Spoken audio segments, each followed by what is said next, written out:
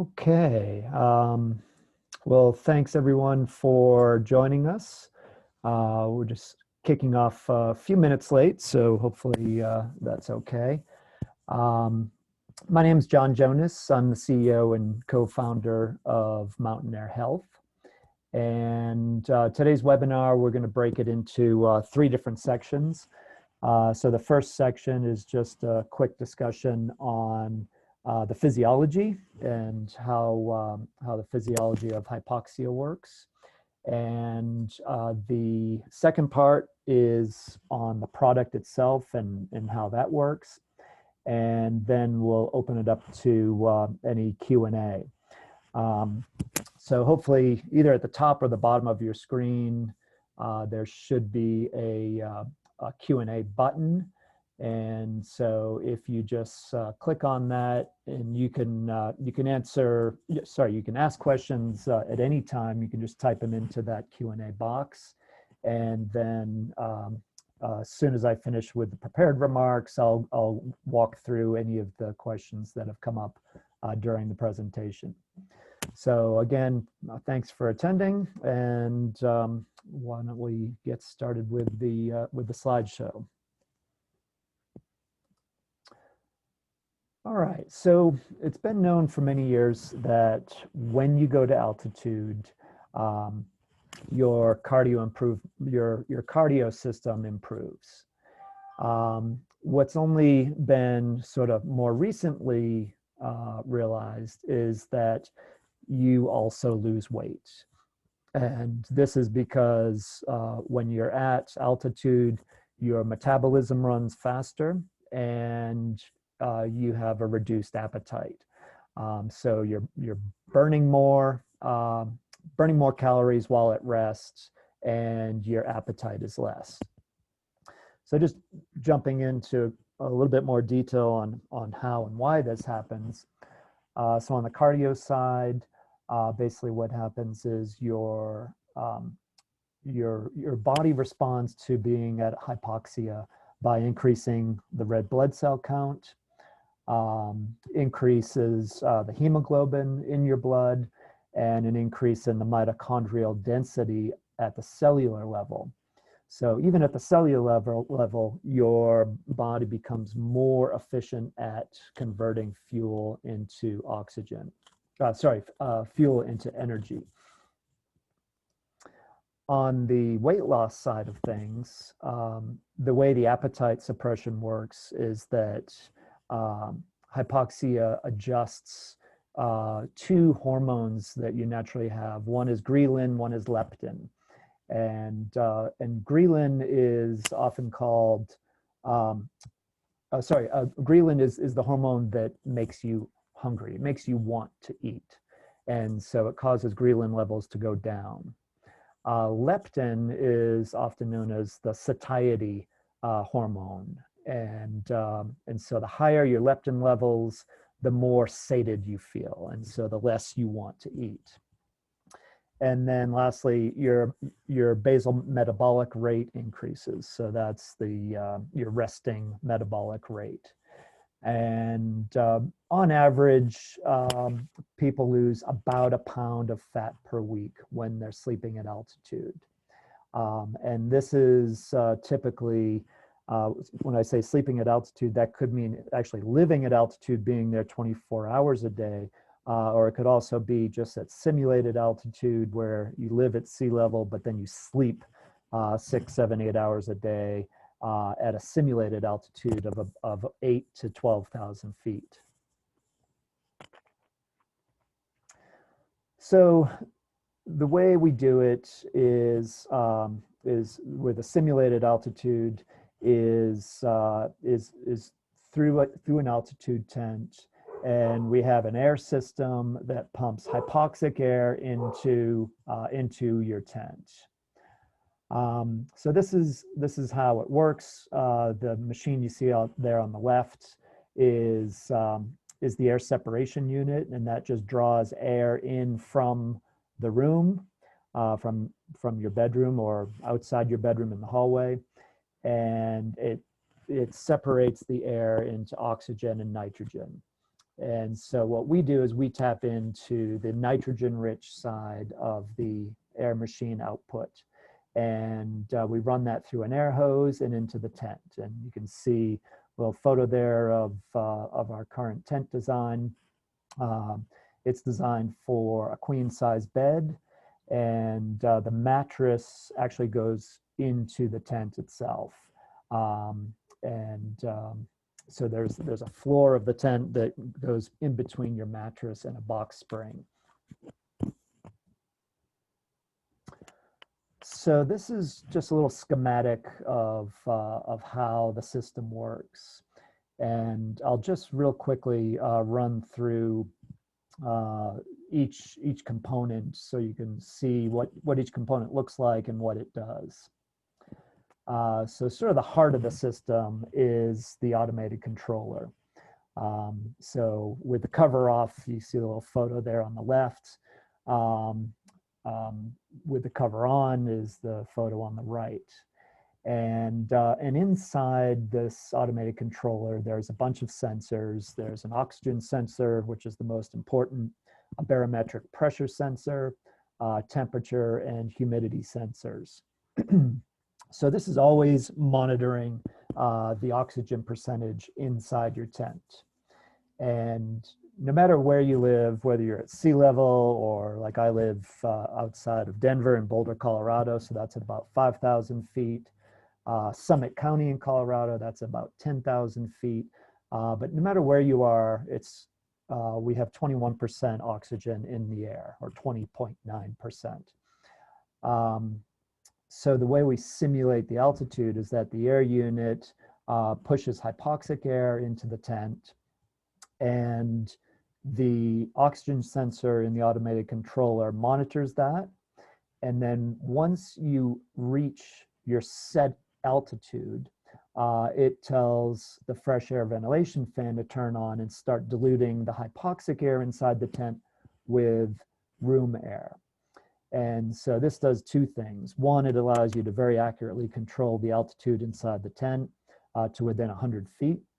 And two, by having fresh air constantly drawn into the tent, it keeps the air much more fresh inside.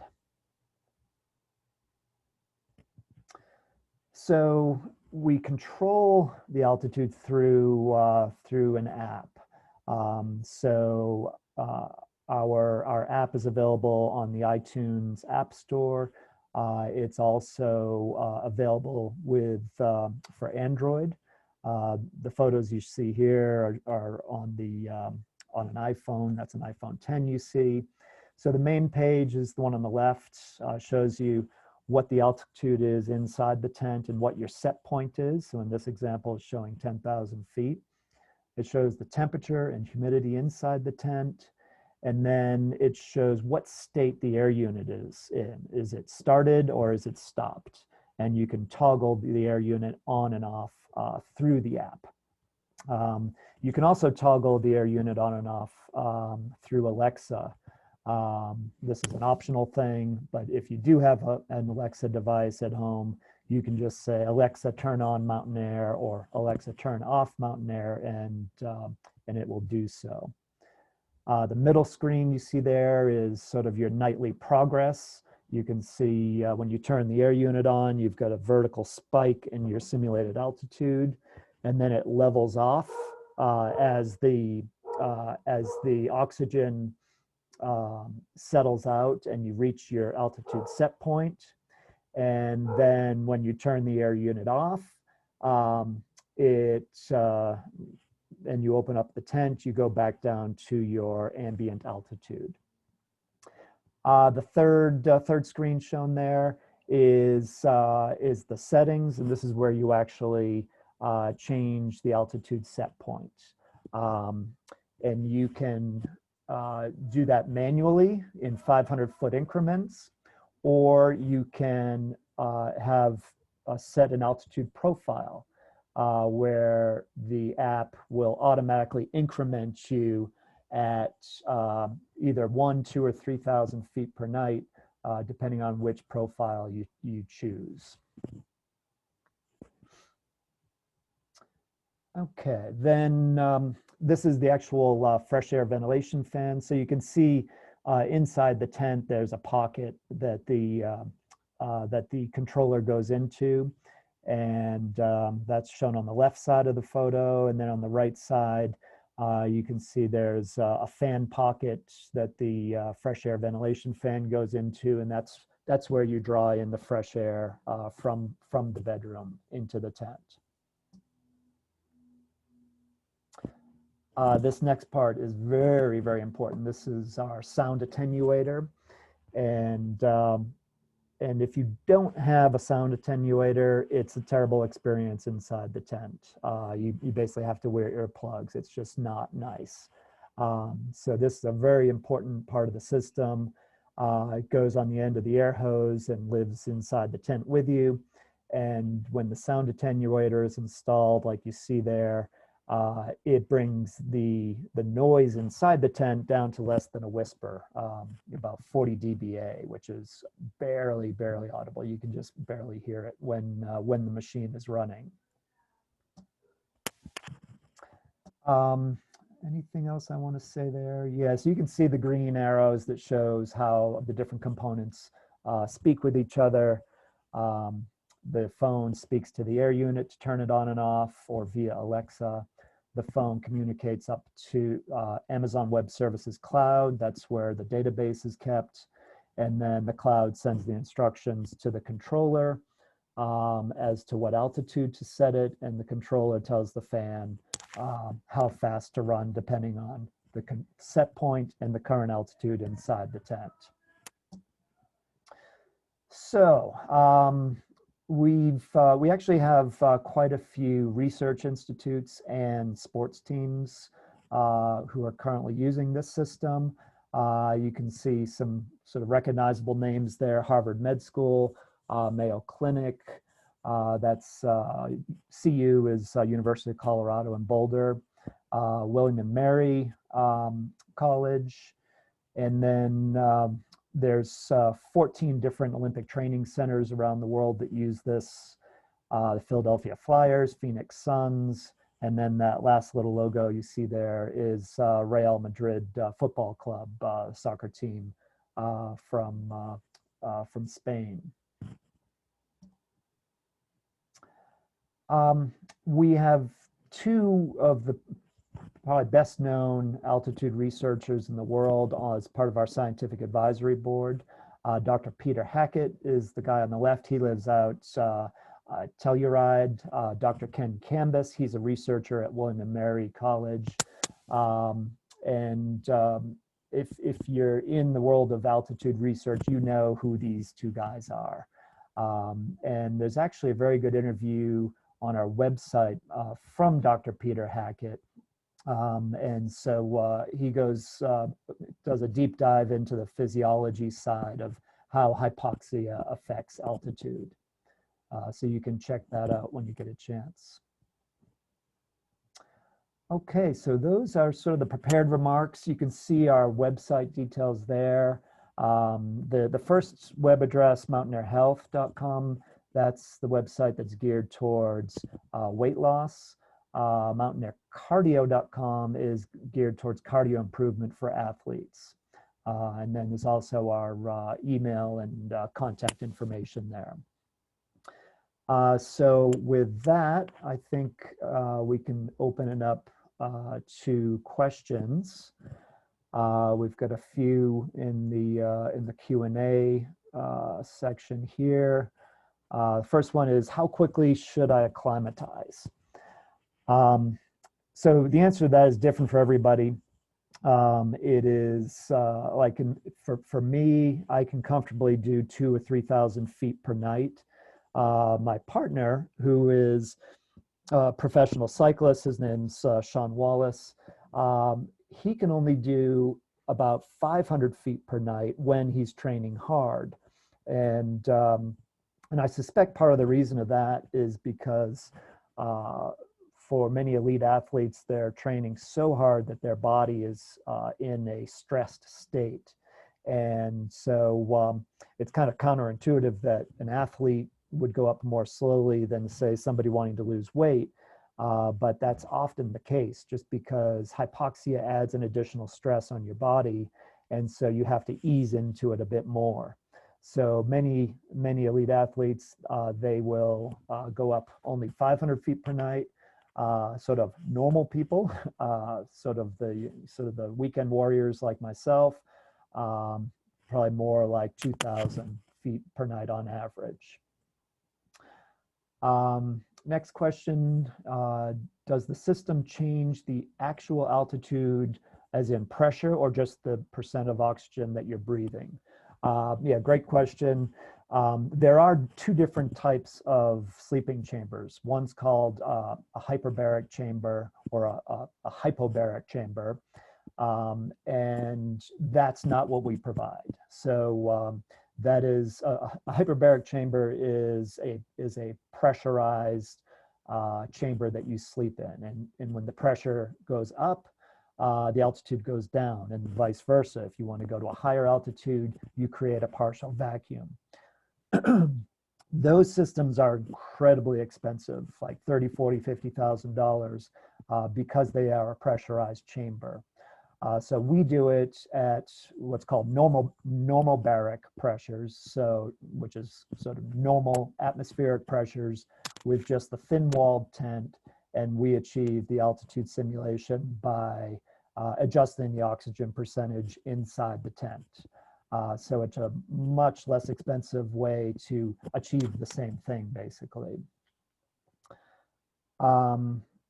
Next question is it safe for my partner to be in the tent with me? Yes, it is. So you can have two people in the tent. You can have your dog in the tent with you.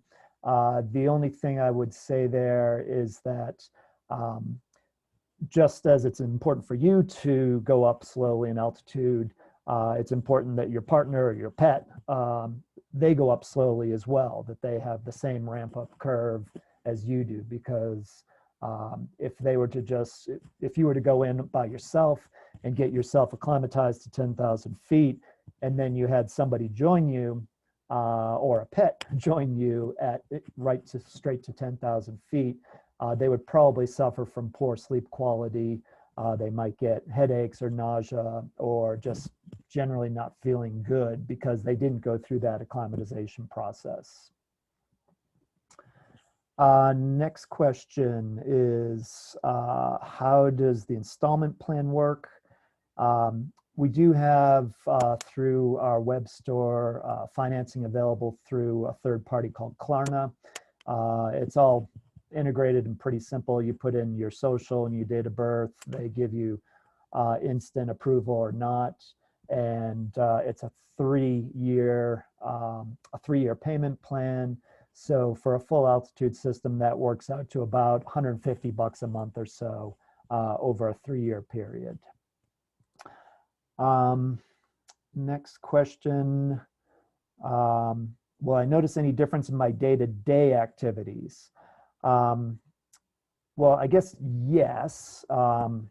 So if, like, I use my wife as an example, so we've been sleeping at altitude since November, and she's not an elite athlete and she doesn't need to lose weight, but she likes to use it for what she calls the wellness effect of it, and and you get this effect because your body has adjusted to a higher altitude, but then during the day you're at a lower altitude, and so you generally just have more energy during the day because your body is used to dealing with less oxygen. Now all of a sudden you have more oxygen. So there's a sort of a wellness aspect to it in that regard. And then, of course, the other difference with your day-to-day activities is that you just have generally better cardio performance during the day. So whether you're just going on a hike or just climbing a few flights of stairs, you will notice that you just are less winded than you normally are. Or like a cool side effect that I really like is I like going on hut trips here in Colorado, but most of the huts are at 10 or 11,000 feet. And so whether we're skiing up in the winter or hiking up in the summer, You know, I used to be sort of the middle to the back of the pack, and now I'm up at the front of the pack, which is kind of cool. And actually, this screen drop behind me, fake screen drop, is from one of our hut trips last winter. It's up at a place called the Peter Eston Hut, which is out west of Vail. But more information than you needed, but there you go. Next question is, so the advantage is benefit of altitude without the risk of suffering edema. Yes, that's right. So, and the way you combat edema, so the two big things that we're trying to avoid when you go to altitude, you know, on the mild side is AMS, acute mountain sickness. So acute mountain sickness is starts usually with a headache. Sometimes you feel nauseous. And so that's the first warning signs that you've gone too high, too fast. If you ignore those, the next two risks are much more serious, and that's HACE and HAPE. So HACE is high altitude cerebral edema, which is swelling of the brain, very not good at all. Life-threatening situation, and the other is HAPE, high altitude pulmonary edema. So that is fluid in your lungs. Whether it's HACE or HAPE, you just don't want to go anywhere near that. And so by doing the gradual altitude increase, that's how you eliminate the risk of HACE and HAPE. And that's also how you avoid even acute mountain sickness.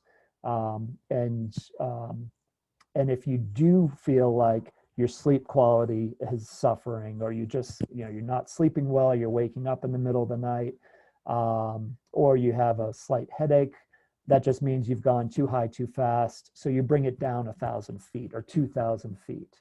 Or if it's the middle of the night and you're just too lazy, but you feel lousy, you just unzip the side of the tent and let fresh air in. And it's an almost instant fix for acute mountain sickness is going down. And the way you go down when you're in an altitude tent, you unzip the access panel. Let's see, what's the next one is, can the automated controller work on my old cat tent? Yes, it can. So a lot of people have cat altitude tents. That's actually my partner's predecessor company. And over the years, CAT has sold probably 3,000 altitude tents around the world. So there's quite a few of them out there.